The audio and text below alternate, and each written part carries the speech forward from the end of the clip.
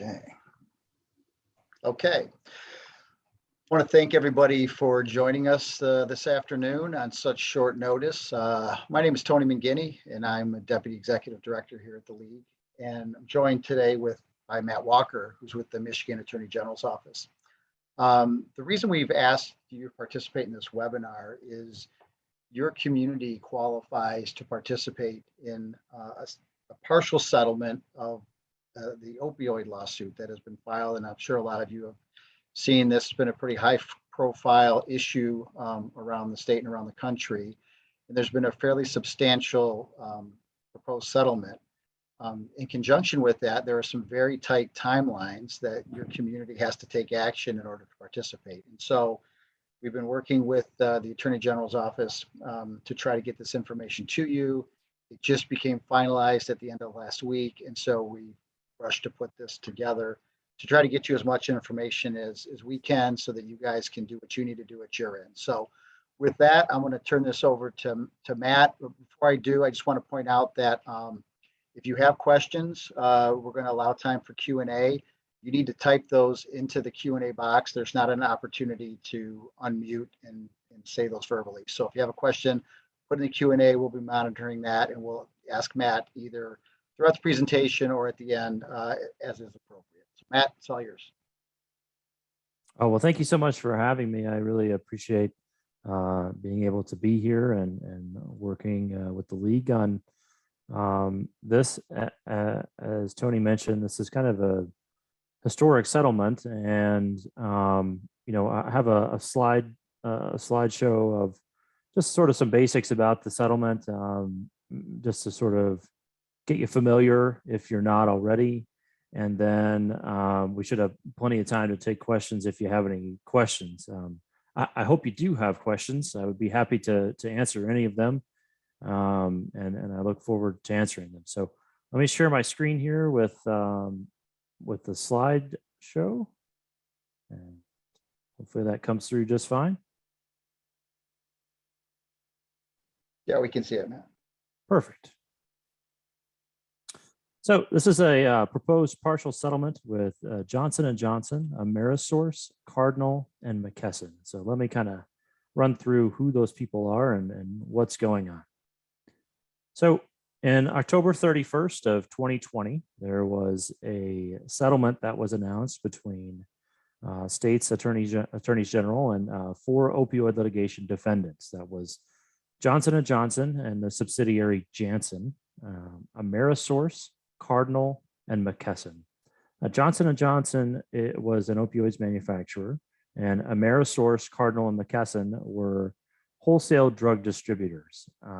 If you are familiar with the distribution of medical items, you'll often see maybe one of those companies on the side of a box or something like that. They distribute a lot of medical supplies. And so one of the things that they distributed were opioids. Under federal law, they're supposed to sort of monitor what's going on with different orders of opioids from pharmacies and things. And in a lot of situations, they delivered, let's say, a substantially higher amount of opioids, I would say obscene, personally, amount of opioids to areas that they may have should have monitored a little closer. So, one example is like they may have delivered 10 to 100 times more than the population of an entire town to some places. So, a settlement was reached with these companies, and under that deal, up to $26 billion will be paid over 18 years to state and local governments, provided that maximum participation in the settlement is obtained. So there are 2 aspects to the settlement. One is injunctive relief, and one is payments to state and local governments. Now, the injunctive relief is an important aspect and one that I want to make sure that we cover. For the next 10 years, Johnson & Johnson will discontinue their opioid sales as well as continue lobbying activity concerning opioids. And in addition to some other internal mechanisms, the big three wholesale distributors will establish a national clearinghouse for opioid-related transactions.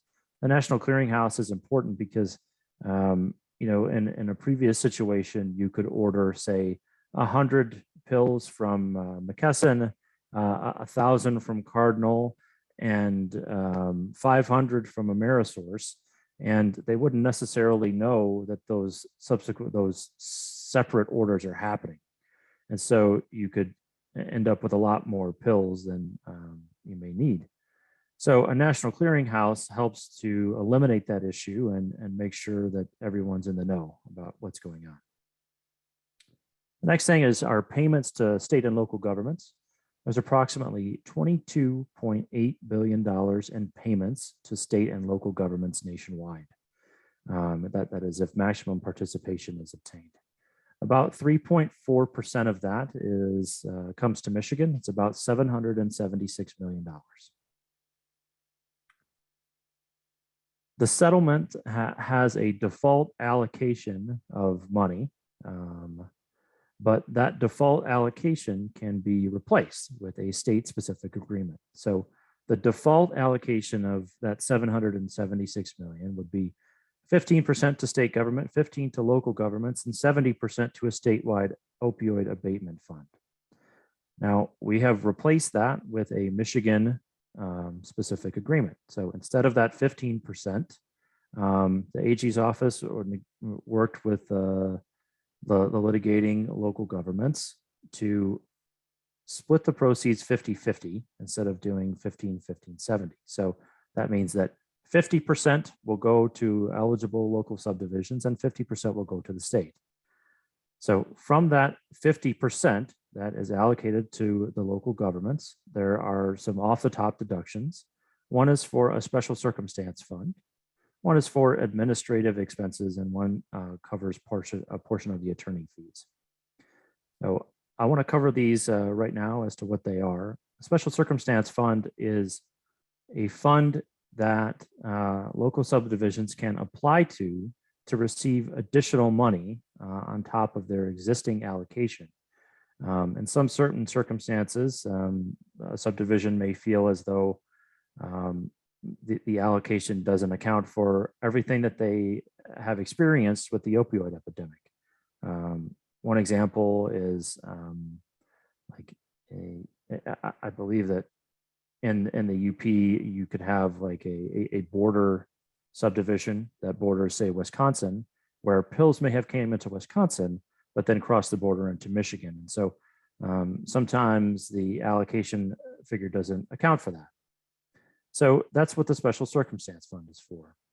The administrative expenses is to cover the agent that will disperse the money over to different subdivisions and split it up as to how it's supposed to go, and also cover the special master that decides the special circumstance fund. And lastly, we have attorney fees. Attorney fees by order of the court are no more than 15%.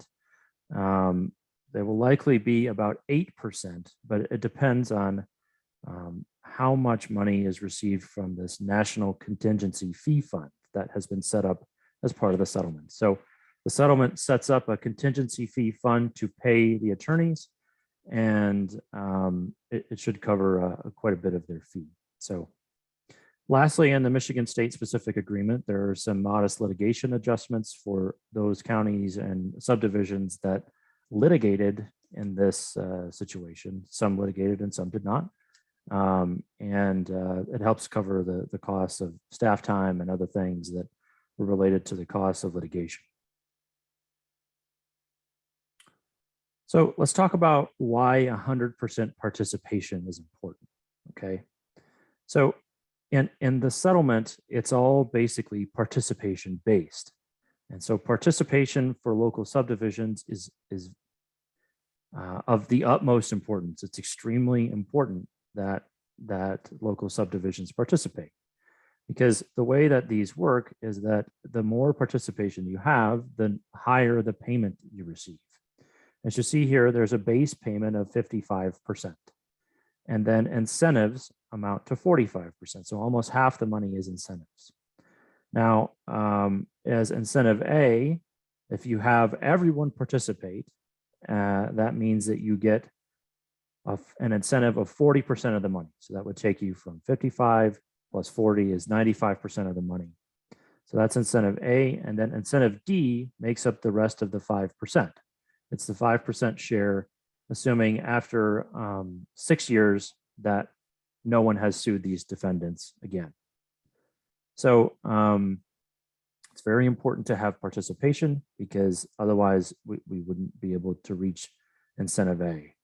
It is possible that the situations, as in other states have passed legislative bars where some subdivisions or entities have been barred from filing suit subsequent to a certain date. Our legislature has not done that yet. And I don't know if they will or won't, but other states have done that. So that was the distributor settlement. The Johnson & Johnson settlement is very similar in structure, except it's just a little bit reversed. The base is 45% and the incentives are 55%. So where are we at in the steps of this settlement? So the first step was that state attorney generals have a certain amount of time to decide whether or not they want to participate. And once those attorney generals decided whether to participate, the defendants or the companies, the settling defendants, had a decision whether to continue with the settlement or not. And the decision was based on whether or not there was a critical mass of states willing to participate in the settlement to move forward. So that happened in about August, and a critical mass was reached, and we continued with the settlement. The next step is that litigating subdivisions, and really all subdivisions that are eligible, have 120 days to decide whether or not they want to participate. If a critical mass is reached, we would move on to the step 3, where a consent judgment is filed, and we would move forward with payments. If a critical mass is not reached, then the defendants could decide that they don't want to continue with the settlement, and they would move to something different, either litigation or something else. So one of the questions that we get asked a lot is, how do I know if my local government is eligible to participate? There's a list of 277 subdivisions that are eligible to participate. We put them across 3 different slides here. I'm probably going to run through them too fast for anyone to check specifically if they're in there. But I have an email address in a couple slides here that you can feel free to email or check, and I can give you a link as well to where you can look.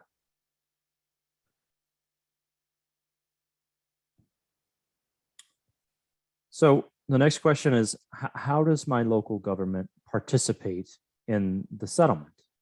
The first step is that you need to register. And the second step is that you would sign and submit a participation agreement. So the first step of registering is you register on a national settlement website to receive the participation agreements, right? So it's not like registering doesn't commit you. What it does is it makes it to where you can receive the agreements. So registration is very important. So how do you register? So the first place you would go is you can go to this nationalopioidsettlement.com website. At the very top of the page in bright yellow, there is a link that says, click here to register for the participation agreements. And you can click on that, and it will, open a new tab in which you kind of fill out this following information: what state you're from, what political subdivision you're in, and what your registration code is. And that's basically it. It'll also ask you for a contact person. Now, you may be wondering, what is my registration code? In late September, a letter went out with the Michigan AG letterhead on it that explained the settlement and had a code in it. If you don't have that letter, you can email me and I will get it to you. Or if you don't have the code, I can just give you the code too.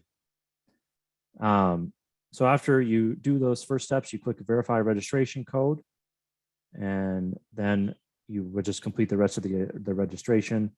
You would want to include a designated representative, and that's who the participation agreement would go to.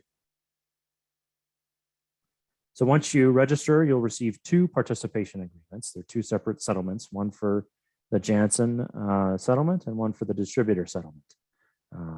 And then you would fill them both out and submit them back. And then that's basically it to participate. They need to be submitted before January 2nd of 2022. That's the cutoff date currently for participation. So before January 2nd, 2022. So one of the questions we get asked often is, how can you use any of the funds that you received?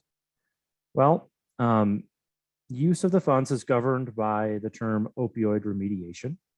Opioid remediation is a broad term. It can mean treatment programs, education, help to other folks. There is some guidance provided by the settlements. It's an Exhibit E of the distributor and Janssen settlements. It's a long, fairly long exhibit that provides really great guidance as to how to use the money. And another thing is I know that the governor's office has an opioid task force that is working on some guidance as well. So hopefully that'll be something helpful to the state and local subdivisions. So we have in the following slides are just some ideas of how you can use money. You can do opioid use disorder treatment. It's treatment discovery and recovery support, connecting people to help. You can address criminal justice involved persons and help them. Pregnant women and infants and parents. Try to work with prevention. Narcan or naloxone is a big way that a lot of folks have said they would like to use the money. Leadership planning, training, research, all of these things would be something that you could do. So when would you expect to receive the money? So next year, so long as the settlement continues and everything goes through, we would expect to see a payment as early as April of 2022. That would be the first payment, and then there would be a subsequent payment in July of 2022. So this first year, we would expect likely 2 payments. All the subsequent payments would be received in July annually.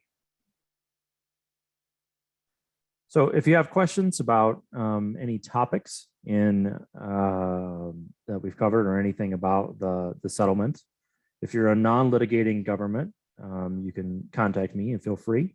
The email address that you can use is ag-opioidlitigation@michigan.gov. If you're a litigating subdivision, I would recommend that you contact your attorney and ask them about any steps they need to take or that you need to take to get this going. Lastly, we have some resources here. There are just a couple websites. We have a michigan.gov website. It's AG Opioids, michigan.gov/AG Opioids. And then the National Opioid Settlement.com website has the full copies of different settlement agreements, as well as frequently asked questions, registration information, and many other things. So those are some other resources you could take a look at if you wanted to learn some more. And that's it for the slideshow. Thank you, Matt. So we have a few questions out here. One I can answer myself, and one is, when can I view the presentation at another time, or can I get a link sent to me? This is being recorded. It'll be available sometime tomorrow. So anyone who wants to watch this again, or you want others in your community to watch this, I would point out that every community doesn't need to see this. So if you're not one of those qualifiers, as Matt had talked about, either a litigant, community over 10,000, or a county, you don't qualify for the settlement. But if you're talking to a colleague who meets those criteria, by all means, feel free to share that information with them. So there's a few other questions here. One is the only code in the letter was next to the city name, but they're asking for a 6-digit code and the one in the letter is 3. Do you have any insight into that, Matt? Yeah, what you might be referring to is that there is the settlement contains like, it's just really a number for each subdivision. They called it a settlement code. It's just kind of a unique identifier specific to the settlement. So like, let's just say as an example that Ann Arbor might be MI 62 or something like that. And so, but the registration code is not that. It is a 6-digit code that was contained. It was on page 2 of the letter that was sent out. But I'd be happy to just send you your registration code.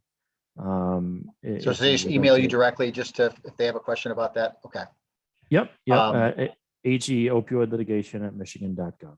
Okay. And we're going to send out, I assume it's okay if we provide the PowerPoint, which has a lot of those links and the email addresses in that, folks. Is that okay? Yeah. Yep. There's a question about how much is anticipated for each community. We also have a spreadsheet that gives an estimate, and that estimate is predicated on that full participation that Matt talked about. So that's why we're trying to get this information in the hands of everybody. So understand that's the upper bound. If we don't hit those participation numbers, as you can see in the one slide that Matt had, that will be significantly less. So right. But we will include that with our follow-up communication as well. I'm sorry, did you want to add something to that, Matt? No, just to say that if you email me as well, I can provide you a conservative estimate of what your particular subdivision might expect to receive in like an aggregate format. Keep in mind that payments are over that 18-year period, and that it isn't necessarily a consistent amount every year. So any number provided would be an estimate, and it would be, an aggregate over the total of those 18 years. Does the special circumstance fund administrative expenses and attorney fees get taken off the top before the 50-50 split, or is it only coming out of the participating municipality end? So the particular funds that you're talking about would come out of the local government share. They're specific to local government programs, like the Special Circumstance Fund is only available for local subdivisions, and attorney fees would be specific to local subdivisions that in that context. The state does has its own like outside counsel that would be paid from the state share of things. But for the things that you had asked about, those would come specifically from the local government side of things. Okay. And then there was a request for your email, but again, that will be in that PowerPoint slide that we sent everyone. Could you clarify again, how many years are the payments expected to be made? Sure. So the expectation is that the payments, so it's 18 payments, and they would be made annually, but the first year is that you would receive 2 payments. Okay. So it'd be over basically the next 17 years. And then what about the expenditure side of it? How long do folks have to use those funds, or is that not restricted? To my knowledge, there is no restriction as to the time frame in which you need to use the money. Just the type of uses is restricted, but not the timelines. Okay. Correct. And then there's a question here that says the chart indicates that my community has had a participation issued. What does that mean? And I don't know if they're referring to, I noticed in the spreadsheet that it had different categories of they've registered or they've completed things. Could you clarify exactly what those might be? Different categories So mean? Yep. So participation issued means that a participation agreement went out. Participation received means that the national company, the national company doing the DocuSign process received back your signed participation agreement. So issued means that it went out, but has not been sent back yet. Gotcha. Okay. Exhibit G has a list of communities and a percentage share. Is it as simple as multiplying the total settlement by that percentage? And I'll let Matt answer, but I think it's no, because there's those costs and things that have to come out. But Correct. No, it is not those. It is not as simple as that. It's in the state subdivision agreement that it's still in the process of being ratified by the litigating subdivisions. We would refer to the Exhibit G percentage as a preliminary allocation. And then there's a final allocation in the state subdivision agreement that takes into account the litigation adjustment and all the other things like, but just whatever else is in there. On top of that, you kind of have to subtract out the funds for like the special circumstance fund, as well as administrative and attorney fee funds. And then the amount that you would receive would be based off of something like that. and then a follow-up in I'm sorry, Matt. No, I was just going to say that if you want to know what you're likely, an estimate of what you might receive, it's honestly just very much easier to email me. Okay. And then it's a similar related question. What was the allocation amount or percentage based on for local governments? Was it per capita? Was it something different? Right. So the allocation for local governments is based on a national formula that was used nationwide. It's based on opioid. So it's based on population, opioid death data, and I believe like pill counts. And so it's not just population. It's more than that. And that was something that was addressed in the multi-district litigation that was a federal litigation. Okay. And I have a question that wasn't there, but or maybe it's more of a comment, but this has been something I know you guys have been working on for years, quite literally, to try to work our way through this. And a lot of the folks, basically at this point, they're looking for folks to participate in this, which really means they're going to waive their ability to pursue something later, correct? And so the reality is, though, if you haven't done anything up till now, it's probably not very likely that you're going to, A, and B, there's a strong likelihood, even though it hasn't happened yet, that either the state legislature or perhaps even the attorney general might waive on behalf of all governments their ability to pursue for litigation. So there's really an incentive to participate in this settlement rather than continue to sort of hedge your bets on something like this. Because this lawsuit involves, I believe, all the states, and then as well within that there were a number of subdivisions that filed suits independently that are also participating in this settlement. So this is really attempting to wrap up all of these different participants and resolve this issue in a really global way. Is that accurate? That's right. That's right. And I see that we've been joined by one of our fellow attorneys who represents some local subdivisions, Paul Novak. Paul, I believe, was unfortunately detained in some depositions and was trying to get here as soon as he could. But thank you for coming, Paul. I appreciate it. Sure. I don't know what's already been presented, but I suspect we're at kind of the tail end. So unless particular issues come up, I'll just let you continue to carry the show. Sure.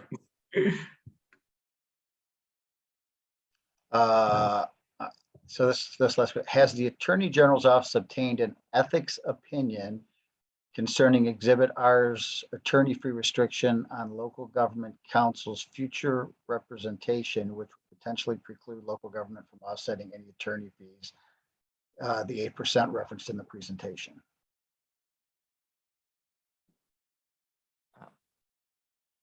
I'm not sure that I entirely understand the question, Yeah, I'm not but sure I do. I can tell you that I mean, we have not obtained an ethics opinion about local government council and future representation. Um, to the extent that answers your question, I hope it does, but if it does not, then I'd be happy to try to answer it separately or offline.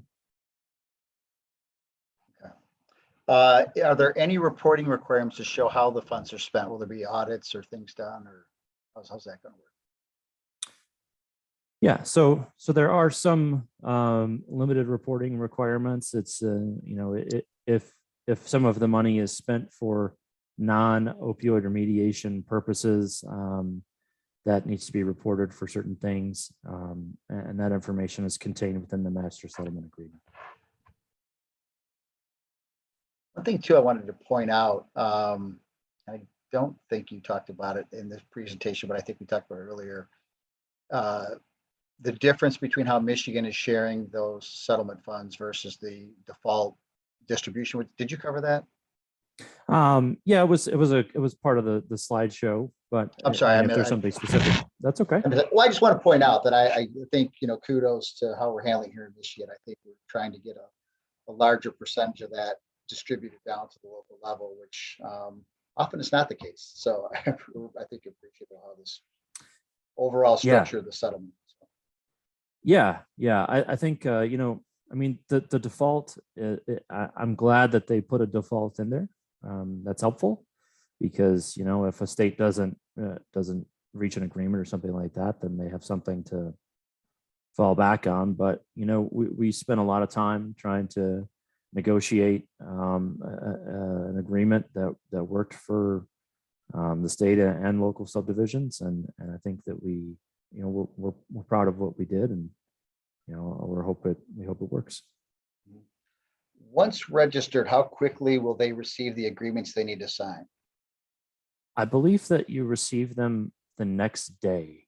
It's like the way that the registration works is that you register in the system, and then overnight it kind of picks up that registration and sends out the participation agreement. So I believe it's the next day. One thing that I think, Matt, you talked about briefly, and I'll just reiterate again, I think it's going to be important that you check with your local city attorney to make sure that whether or not this needs to be approved by your council or your township boards, if you're a township, what your local requirements are for doing this, because that might vary from place to place. So just make sure that you're in a good spot for executing these documents. Yeah, that's exactly right, Tony. And another thing to watch out for is the schedule of your council or anyone who would need to approve this. Like if they need to call a special session or something like that, something to be on the lookout for. Okay, last call for questions. I'm looking at both the chat and the questions, and I don't have any missed here. Any parting comments for either of you? Paul, you're joining late, so is there anything you wanted to add? Although Matt, I think did a great job relating all this stuff. Sure, I'll add, in addition to being private counsel now, I was in the Attorney General's office 20 some years ago when the tobacco litigation unfolded and the settlement occurred.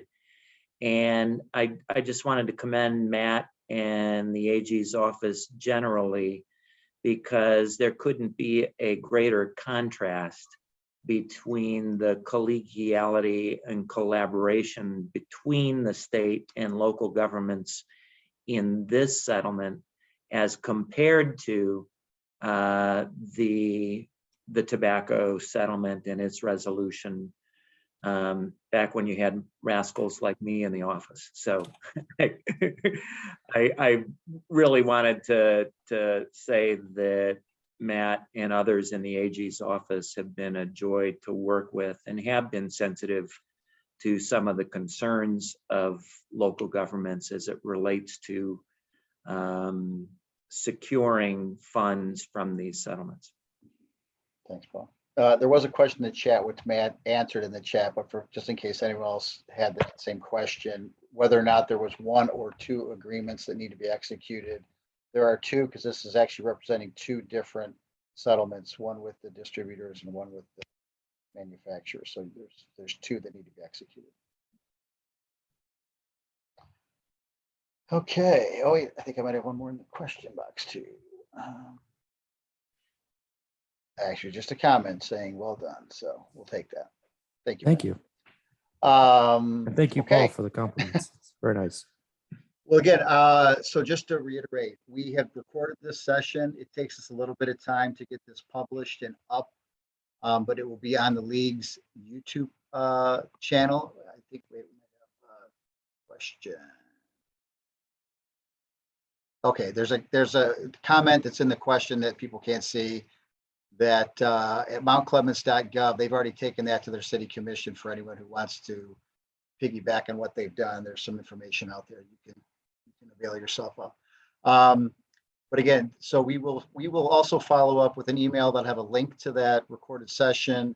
We will have a copy of the PowerPoint that Matt used today that has all the links in it for the website, for his email and other important things that you needed to do with that. All that will be coming out here as soon as it's available. But I want to thank everybody for joining. I want to thank you guys for participating. This is important information. And again, time is of the essence because this has to be turned around by January 2nd. So hopefully everyone can get that done. Thank you all very much. All right, thank you. Thanks.